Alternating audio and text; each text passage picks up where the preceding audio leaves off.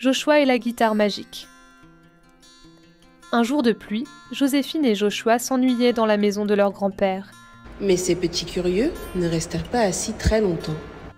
En montant dans le grenier, ils fouillaient parmi les trésors oubliés quand Joshua aperçut un objet inhabituel. Une vieille guitare en bois ornée de gravures mystérieuses. Fasciné, il effleura les cordes, et aussitôt une lumière douce et dorée envahit la pièce. Ce simple geste déclencha une aventure qu'il n'aurait jamais pu imaginer. Chapitre 1. La découverte enchantée. Alors que la lumière s'intensifiait, une musique délicate émana de la guitare, résonnant dans tout le grenier. C'est alors qu'un oiseau de feu, magnifique et majestueux, apparut soudain devant eux. Ses plumes étaient d'un rouge éclatant et scintillaient comme des flammes. « Bonjour, petits aventuriers. Je suis Maestro, l'esprit de la musique et gardien de cette guitare magique, » annonça-t-il d'une voix douce et mélodieuse. Joséphine écarquilla les yeux, émerveillée. Une guitare magique ? Maestro hocha la tête, déployant ses ailes flamboyantes. Oui, cette guitare détient la mélodie de vie. Elle donne l'énergie aux plantes pour pousser, aux rivières pour couler et aux animaux pour danser. Mais un terrible danger la menace. Joshua, déjà pris par l'histoire, demanda « Quel genre de danger ?» Un sorcier du nom de Mortimer, avide de pouvoir, a volé la partition qui permet de jouer cette mélodie. Sans elle, le monde s'éteindra peu à peu et les couleurs et les sons disparaîtront. Joséphine serra la main de son frère. « Que devons-nous faire ?» Seule une âme pure peut retrouver cette mélodie perdue. C'est pour cela que la guitare a répondu à ton appel, Joshua. Veux-tu tenter l'aventure ? Joshua acquiesça avec détermination. Oui, nous allons retrouver cette mélodie. Chapitre 2. La forêt des arbres endormis. Maestro les guida jusqu'à une forêt dense où les arbres semblaient figés dans un sommeil profond. La forêt était étrangement silencieuse. Pas un chant d'oiseau, pas un souffle de vent. Tout était figé, comme si la vie elle-même s'était arrêtée. « Cette forêt est sous le sortilège de Mortimer, » murmura Maestro. « Pour la réveiller, il te faudra jouer un morceau précis.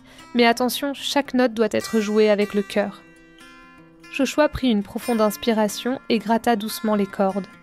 Une mélodie douce s'éleva dans l'air et peu à peu, les feuilles des arbres frémirent, comme réveillées d'un long sommeil. Joséphine et Joshua se regardèrent, fascinés, alors que des oiseaux commencèrent à gazouiller autour d'eux. Soudain, un grand chêne, plus vieux que les autres, prit la parole avec une voix caverneuse. « Je suis le gardien de la forêt des arbres endormis. Mortimer a volé la mélodie de vie, plongeant cette forêt dans un profond sommeil. Mais vous avez réveillé l'espoir. » Joshua se tourna vers Maestro, hésitant. « Et maintenant, que devons-nous faire ? » « Il vous faut traverser la forêt des arbres endormis pour atteindre le mont Harmonia, où Mortimer garde la partition volée, » répondit Maestro. Joséphine serra la main de son frère. « Alors allons-y. » Chapitre 3. Les énigmes des esprits des bois. Le chemin qui serpentait dans la forêt était sombre et sinueux. À chaque pas, des bruits étranges semblaient les suivre. Tout à coup, un lutin au visage espiègle apparut devant eux, flottant dans les airs. « Halte là, jeunes aventuriers. Si vous voulez passer, il vous faudra répondre à mon énigme, » dit-il en riant. Joshua se gratta la tête. Quelle énigme ? Le lutin sourit et déclama « Je suis là quand le soleil se lève et m'en vais quand il se couche. On me suit sans jamais me rattraper. Qui suis-je » Joséphine pensa un instant, puis chuchota « C'est ton ombre, Joshua. » Joshua sourit, fier de la réponse de sa sœur. « C'est l'ombre. » Le lutin éclata de rire. « Bien répondu. Vous pouvez avancer. Mais attention, Mortimer a placé bien des obstacles sur votre route. » Ils continuèrent leur chemin, traversant des clairières enchantées et rencontrant d'autres esprits des bois, chacun leur posant une nouvelle énigme. À chaque fois, Joséphine et Joshua unissèrent leurs forces pour trouver la réponse. Leur esprit d'équipe les faisait progresser et Maestro les regardait avec admiration. Chapitre 4. Le pont de la rivière. Ils atteignirent enfin une rivière aux eaux claires et brillantes. Un pont de pierre semblait les inviter à traverser, mais un murmure étrange flottait dans l'air. « Vous devez jouer une mélodie pure pour apaiser la rivière, » dit Maestro. Joshua prit une grande inspiration et joua quelques notes douces. Le murmure de la rivière se transforma en une mélodie apaisante, et le pont devint lumineux, guidant leur passage. Alors qu'ils arrivaient de l'autre côté, une voix froide retentit derrière eux. « Vous pensez vraiment pouvoir me défier ?» Mortimer apparut. C'était une créature étrange, mi-homme, mi-aigle. « Cette mélodie m'appartient désormais, » déclara-t-il avec un sourire cruel.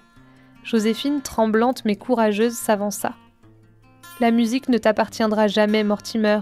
Elle appartient à la vie et à la nature. » Chapitre 5. Le duel musical. Mortimer leva les mains, invoquant une sombre magie qui fit trembler la terre. Mais Joshua, décidé à libérer la mélodie, leva la guitare et joua un air vibrant de courage et de pureté. La musique repoussa les ombres et éclaira la nuit de 1000 éclats de lumière dorée. Mortimer, furieux, lança un sort vers Joshua.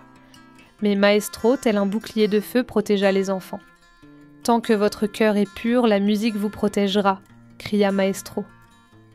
Joshua joua alors la note finale, une note claire et puissante. La lumière explosa, enveloppant Mortimer et dissipant son ombre maléfique. Chapitre 6. Le retour de la mélodie de vie. Alors que la poussière retombait, la partition de la mélodie de vie réapparut entre les mains de Joshua.